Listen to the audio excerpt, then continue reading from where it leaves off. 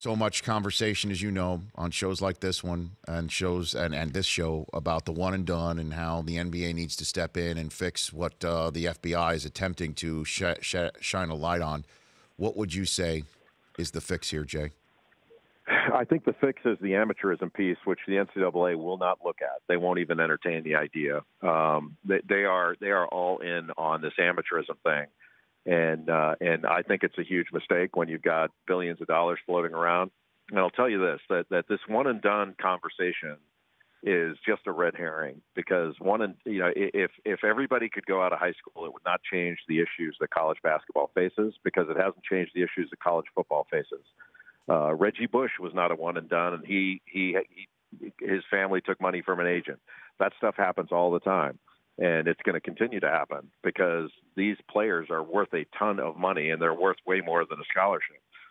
So the idea that the one and done is going to be the be all and end all if they let players go out of high school. We had these problems back when players could go right out of high school, and they're not going to go away. And until we allow players to operate in the same marketplace that the coaches and administrators do, we're not going to. We're not going to get anywhere. And the administrators in the NCAA, not just the folks in Indianapolis, I'm talking about all the member schools, the folks that make the rules. They like to somehow say that, well, it's such a great deal that the players get. They're leaving school debt free. They get gear, and look at all the great travel, as if those aren't business trips. And the administrators don't go on those as well, and the coaches. But if it's such a great deal, my thing's always been, if it's such a great deal, let that deal stand on its own in the marketplace, and we'll be fine. So would you cap what would be paid to players? I mean, because no, okay, no, I wouldn't. So, and the reason is, Rich, there's no spending control in any other area. There's no cap on what coaches make. There's no cap on how big athletic departments can be. There's no cap on how much they can spend on facilities or travel or the like. The only spending control, the only wage ceiling is on players. And that's the lifeblood of teams. Is you are not going to be good unless you have players, and everybody knows it. And that's why they want to keep the lid on this. They don't want to have to compete for talent. And the thing I hear all the time is how complicated this would be. And these schools, all these schools that we're talking about, have 30,000, 25,000 employees. And if we said, well, geez, what do we do with all these employees? Do we pay the landscaper the same as the president of the university? Do we pay the best professor the same as the worst professor? Like, everybody works hard. This is just too complicated. We shouldn't pay anybody. Let's just give them their expenses, and we don't have to worry about it. But that would be silly, and people would laugh at that the same way they should laugh at it with players. And these schools, they know exactly who to recruit, and they know exactly who to put in the game when they need to win.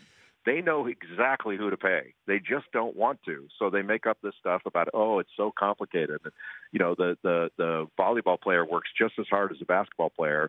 Well, you know what? I think the secretaries of some of these administrators work just as hard as they do. But we're not paying the secretaries the same as we pay the commissioners of a conference. So then, and that's not fair. It's just not fair. So let me just a couple more minutes here with Jay Bilas, extrapolate this out. So Zion Williamson. So would Coach K and Duke be competing with, let's just say, whoever's tanking, the Atlanta Hawks, the Phoenix Suns right now, that Duke would have to come up with more scratch than whatever Williamson would make as the first overall selection in the NBA? How would that work? Well, if they wanted to, but I think it would be more along the lines of competing with other schools. So just as you would go in for a home visit and make a pitch and say, hey, here's what we can do for you, here's what we can offer, look at our facilities, look at this, you'd say, hey, Zion, we think you're going to be a really good player. We'll offer you X amount of dollars for a 2-year contract to be at whatever. He's going to Duke, so to be at Duke. And then Kentucky can say, we'll offer you X plus 5% or whatever, just like you would with a coach. Like, we're not saying with coaches, geez, what if they go to the NBA? And we're not valuing coaches based upon their value in the NBA, because very few coaches in college would have any value in the NBA or the NFL. They're valued based on this market, the college sports market. So it would really be orderly. You'd offer him a contract, and maybe Zion Williamson and his people and his agent would say, you know what, we don't want Zion to have to be locked into a 2-year deal. We'll take less money for a 1-year deal and the opportunity for him to go pro. And then you can come back at the end of his 1 year and make an offer. If not, maybe he'll transfer and take an offer somewhere else, or maybe he'll go pro. It would really be the free market works remarkably well for the rest of us.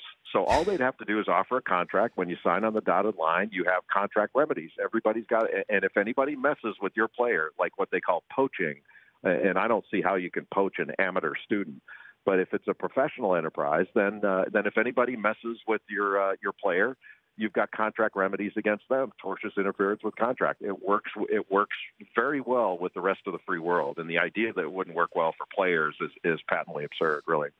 That's what helps to have a legal degree with a basketball mind, Jay Bilas. Last one for you. So is Condoleezza Rice's Commission on College Basketball reached out to you to sound these things out? I've talked with a couple of members of the committee privately, but they have not reached out for me to come in there and testify, if you will, or appear before the committee. And I'm very optimistic. There are a lot of great people on that committee. They're all great people. So I'm optimistic, but cautiously so, because I think the NCAA is already decided to double down on their amateurism piece. And that's not even going to be looked at. They'll look at, whether players should have relationships with agents or whether they could have endorsement deals. And they'll say no to that, because they'll say, well, that would be a nightmare in recruiting. And we don't want players. We don't want bidding wars. I always thought the bidding war thing was really funny. They don't say bidding war with regard to anybody else. It's just players. Those would be bidding wars. For coaches, it's just business. They don't talk about a bidding war for coaches. That's just business. That's the market, and players have a market too. And all these schools, their scholarships are worth different amounts.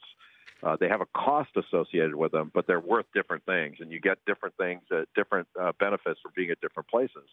So if the NCAA thinks, hey, your opportunity to market yourself in the tournament is so great, hey, if that's such a great deal, let it stand on its own. And if somebody says, hey, we'll give you the opportunity to market yourself and money, then we'll see it. We'll see where the value really lies. And it actually works out better for the smaller conference teams, because say a place like Wichita State cannot even sniff any of the recruits that Kansas is getting.